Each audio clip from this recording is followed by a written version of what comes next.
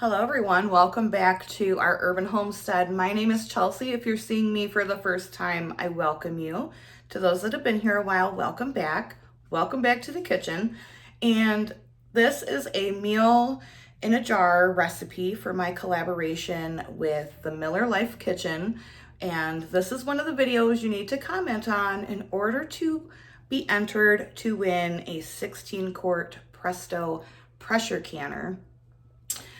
It's that simple. You subscribe to both of our channels, watch our videos, like them, comment on them, and it's that simple. We will be doing a live drawing on May 21st to pick the winner. It will be through the YouTube comment picker. All of the information will be in the description below, so make sure you check that out. But I'm going to be doing canning fajitas. Meal in a jar. They're so good. And let's get on into it. So I will be going through the entire canning process. That way, for new canners who may win the prize, you don't feel as nervous about canning. So for you seasoned canners, I hope that you, just bear with me, and maybe it'll be a good refresher. Because we all could use a reminder sometimes, right? So let's get started. So this recipe is really very simple. It makes about 5 quarts. We're gonna need some black beans and some pinto beans. I've already went ahead, and you can use raw chicken if you wish, but this chicken has been grilled on my Ninja. It's completely cool. It was refrigerated. I've got some onions here, and we're gonna also use some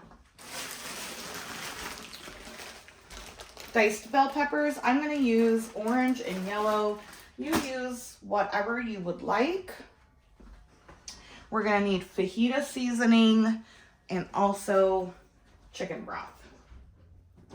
So to start, what we're gonna do is we're gonna take a scant half, so just under a half a cup of black beans, and then under a half a cup of the pinto beans, and add them to each jar.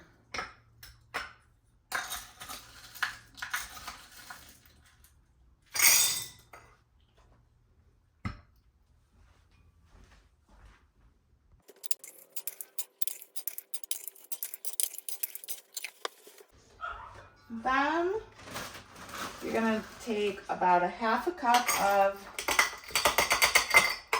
your bell peppers.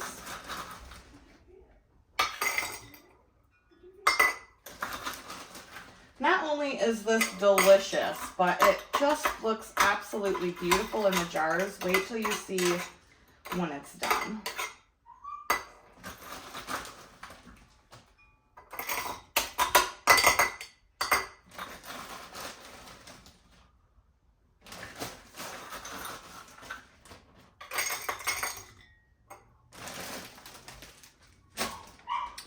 And then about a half a cup of onion to each jar.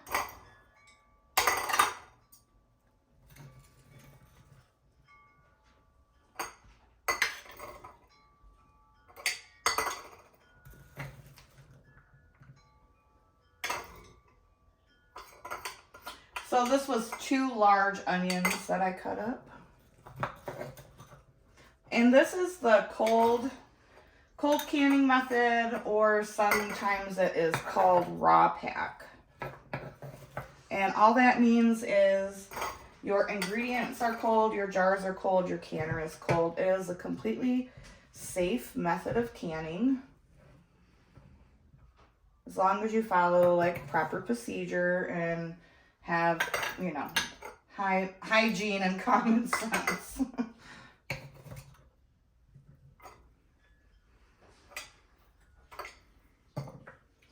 So then I'm going to take my debubbler tool and just kind of press that down, the peppers and the onions.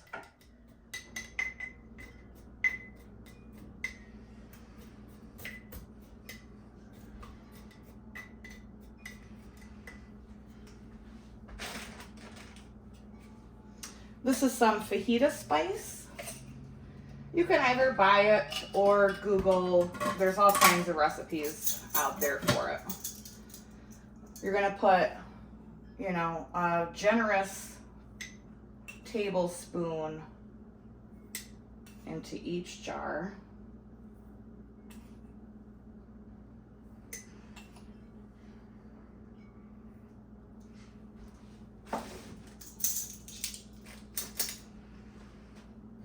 Now it's time for the chicken.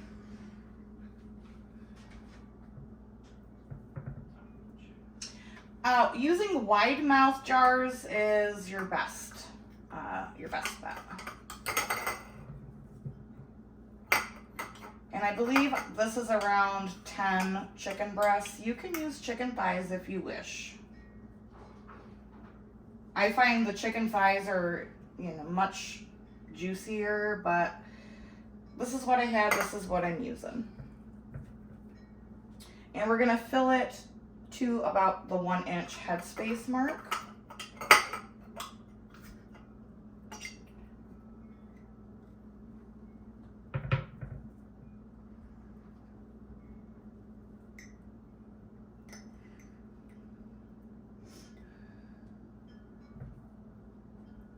This is so convenient.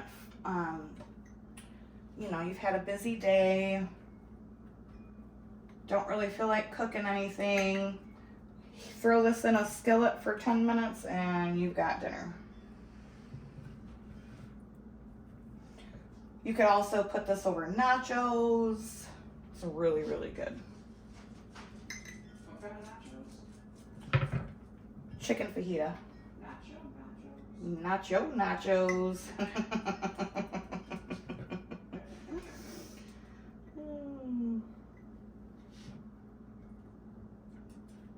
And then I'm just kind of using the rest of this chicken and filling in the jars. You could also add like a cut up tomato if you wish to this, but I don't buy tomatoes if they're not growing in my garden. I don't like store-bought tomatoes. They taste like disappointment. All right, so that is how the jars look for now. And I have some chicken broth here.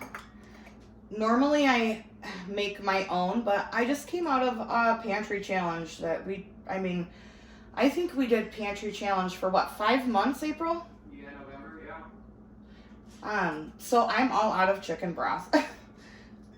And you're gonna fill the jar. You can use water if you want. I just personally find that the chicken broth, just yum.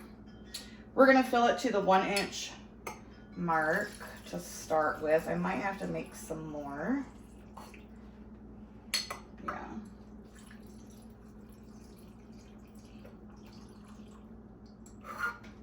Yep, I'm gonna make some more. I'll be right back.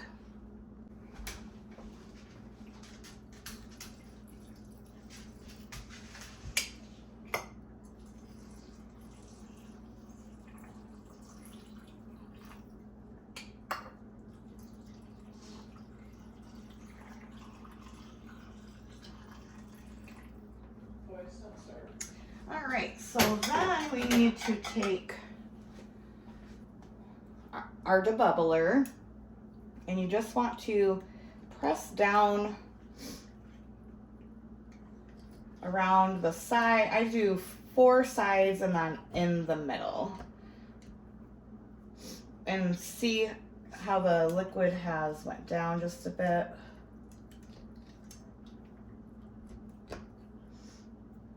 So we will have to top the jars back up.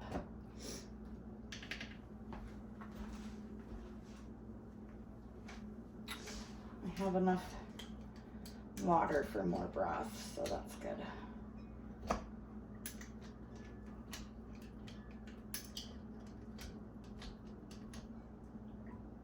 Because you don't want air bubbles in the jar, so that's gonna not make for a good seal. It could also cause siphoning. And for those of you who don't know, siphoning is when the liquid comes out of the jars during the canning process, and that can make your seals not seal. And then all of this work and food will go to waste, and we don't want that. All right, so all the way up to the 1-inch headspace mark, and what that means is it's the right here where that lip is.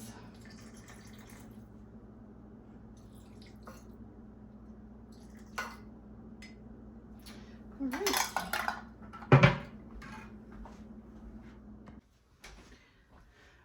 So now this might be one of the most important steps in the canning process, is we need to wipe the rims of each jar with a clean, damp paper towel or rag.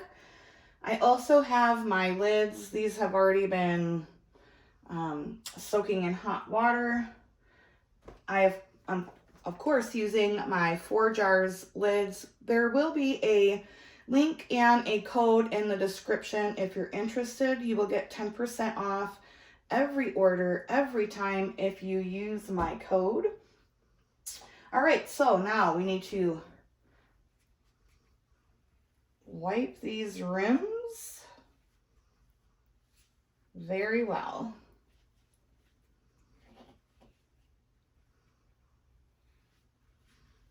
Any debris is going to make it so you don't get a seal. So you really want to take your time and make sure that you get every little bit off.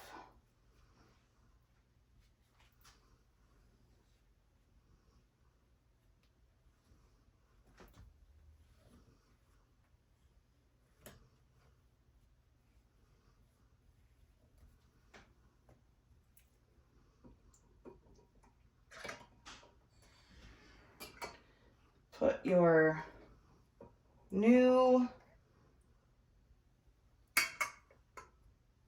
lid on. Wants to pick up 2 of them. Oh, get off of there.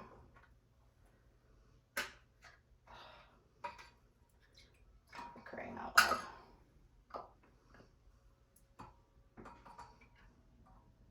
You guys, these 4 jars lids are seriously the best. They're the only ones that I use now.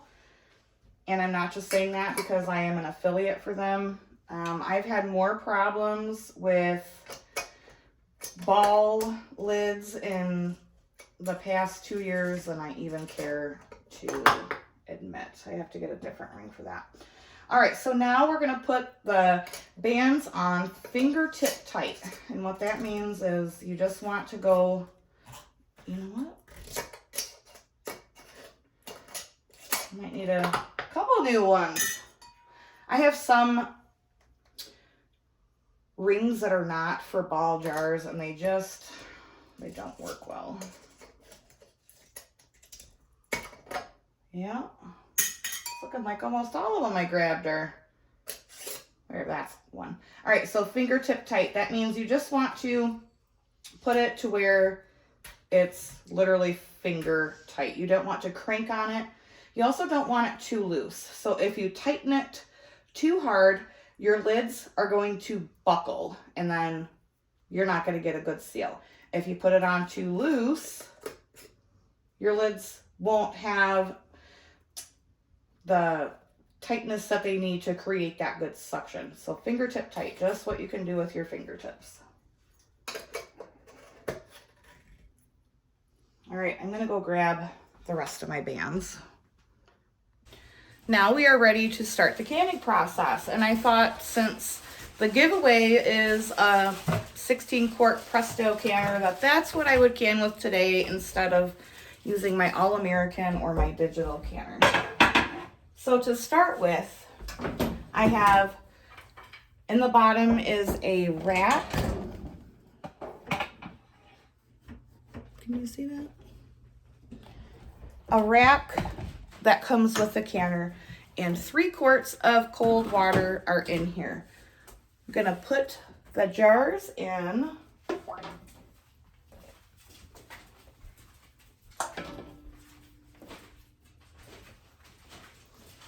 So this will hold 7 quarts or 14 pints. And because I don't have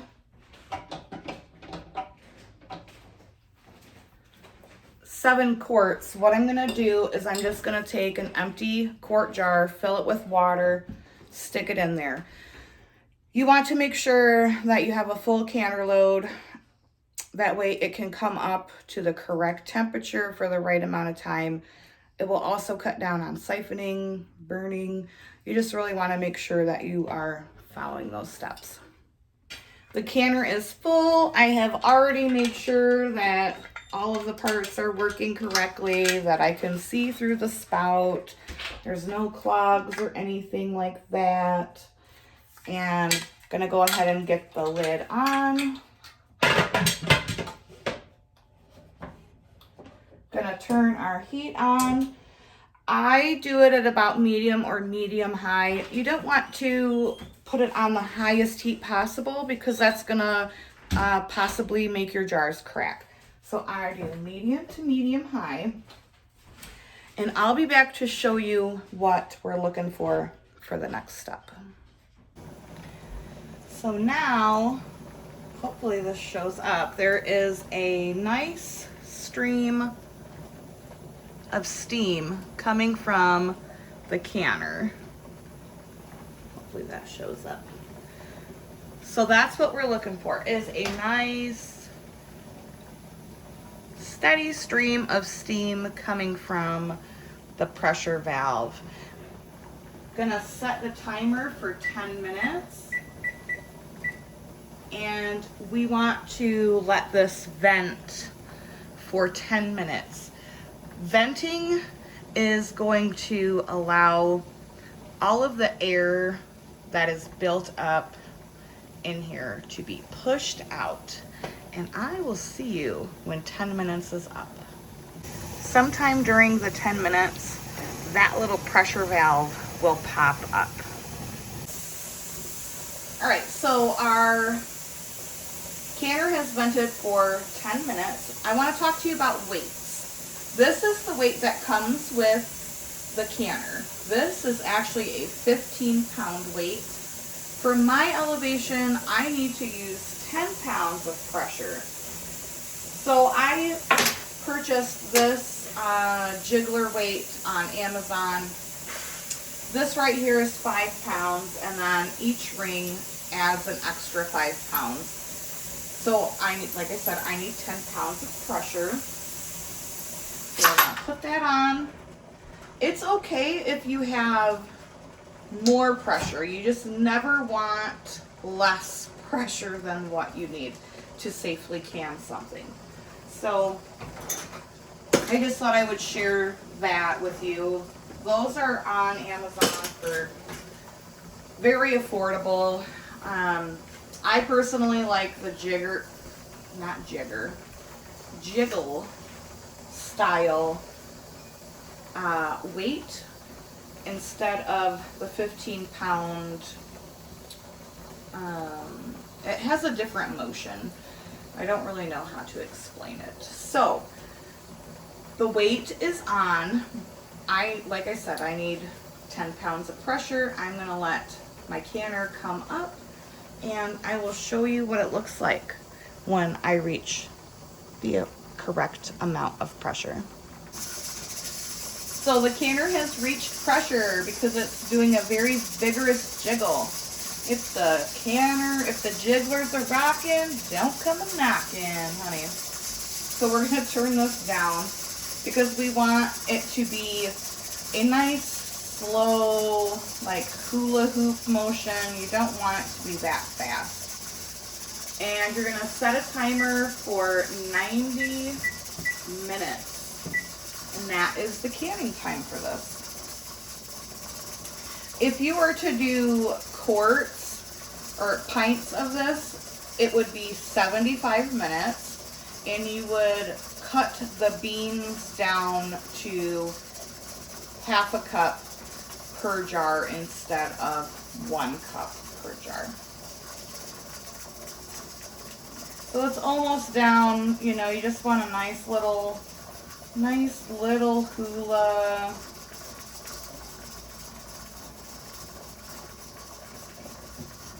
So I'll see you guys in 90 minutes.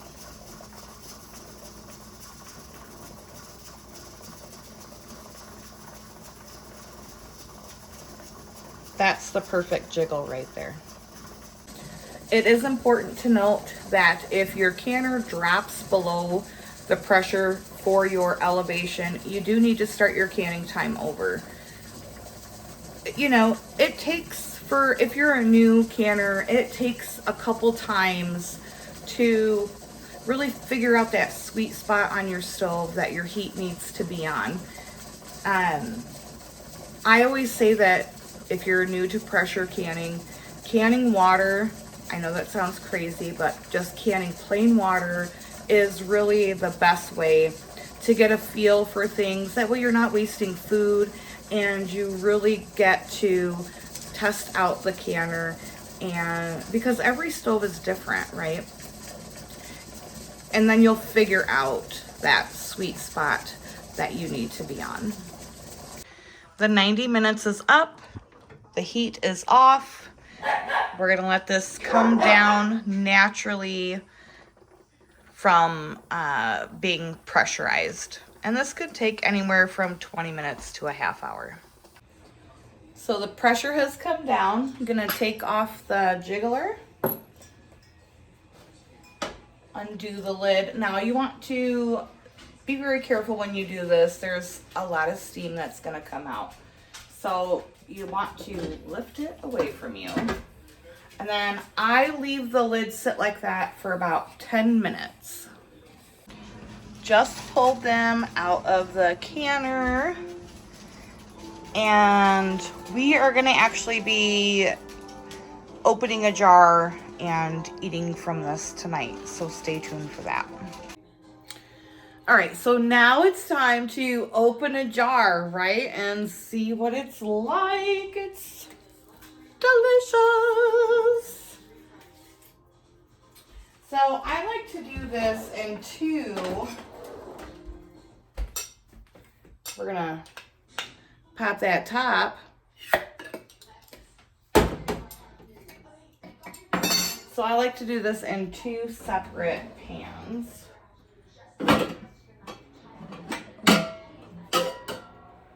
We're gonna do one for the beans and one for the chicken, but I'm only doing a small amount, so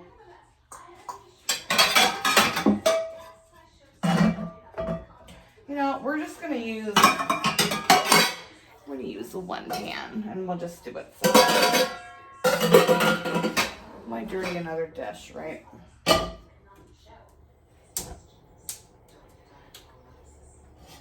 All right, so I'm heating this pan up, and this pan, what I'm first gonna do is pull the chicken and the onions and peppers out, give that a nice saute, and then I'll empty the beans, and that's what we're gonna have on the side. I did just put a little titch of olive oil in the pan.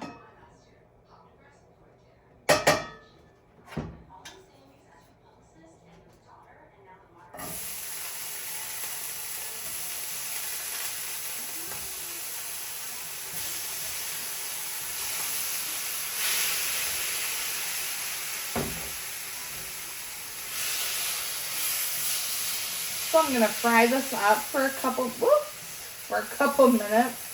But I mean, you guys look, the chicken still holds together very nicely, completely fresh out of the jar. It's not mushy at all. I personally prefer the way that I showed you in this video over the raw pack method. I have tried it the raw pack method. I find that it falls apart. Fajitas to me are chunks of meat, not chicken salad meat. So, okay, I'm gonna heat this up. Whoop. oops, and make a mess everywhere. And I'll be right back. All right, so the chicken is heated up.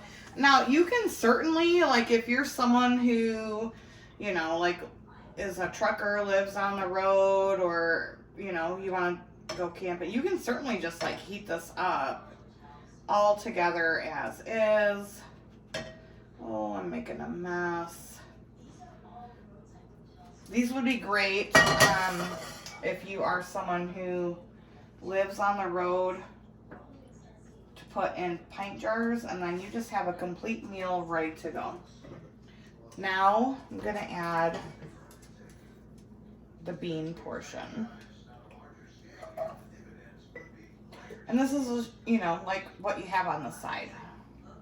For me anyway. You can certainly mix it all together. Put a little bean in your fajita. You know, do whatever you want to do.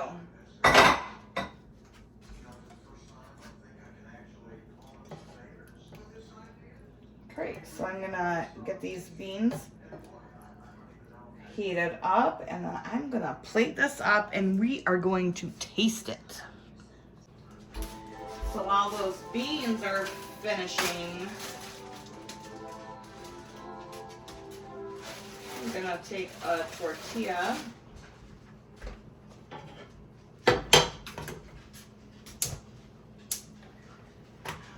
Also, so if you know, you don't like pintos, you don't like black beans, just do one or the other. I personally really like the combination of both of them.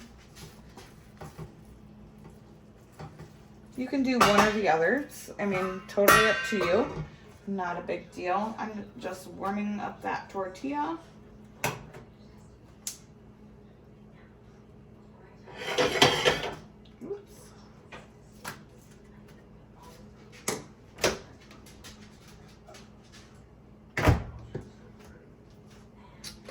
Going to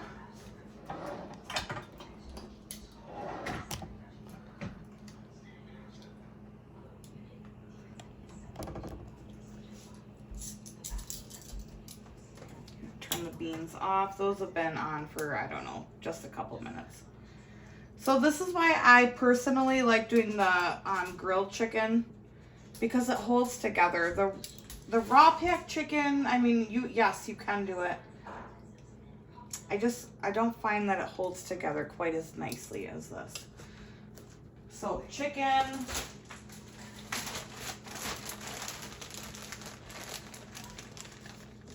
You know, a little bit of cheese. Put whatever you want on your fajita.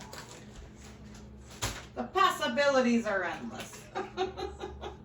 This is some of my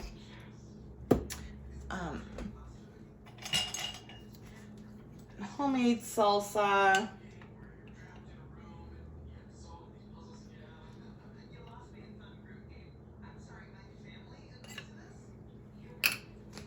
And I'm gonna put a little sour cream on it, I think.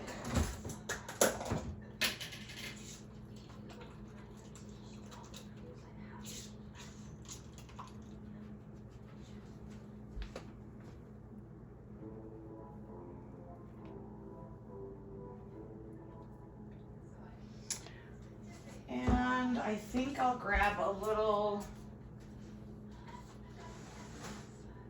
fresh cilantro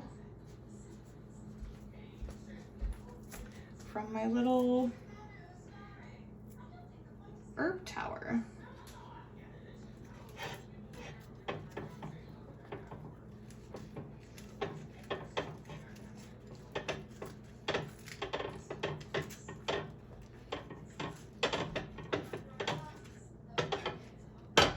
Then I'm gonna add the beans on the side. All right, guys. I know you guys are missing April's taste tests. She will be back to them very soon. But here it is. Fajitas with beans. You can make rice if you want. All from one jar. For your, oh, it's so hot. We're gonna do the beans first.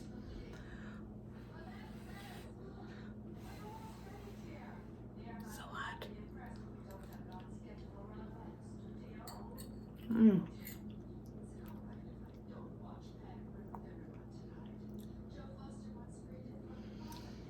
They're the perfect consistency. They're not hard. Obviously, you can see they're not mush, but they're not hard. Like, they're fork tender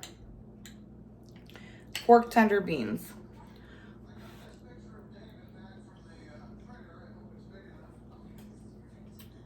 All right.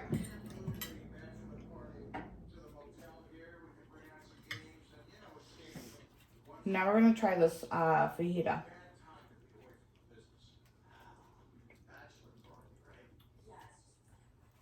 So it has the chicken, onions, the peppers, cheese, salsa, sour cream, and some of my fresh grown cilantro.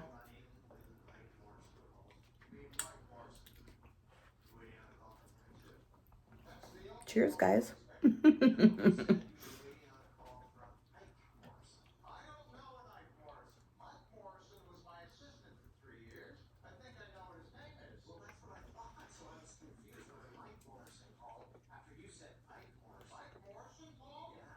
Mm.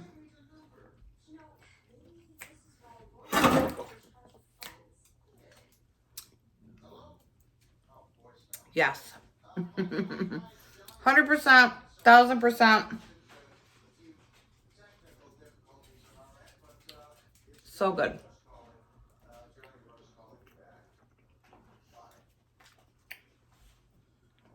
Try it, you guys.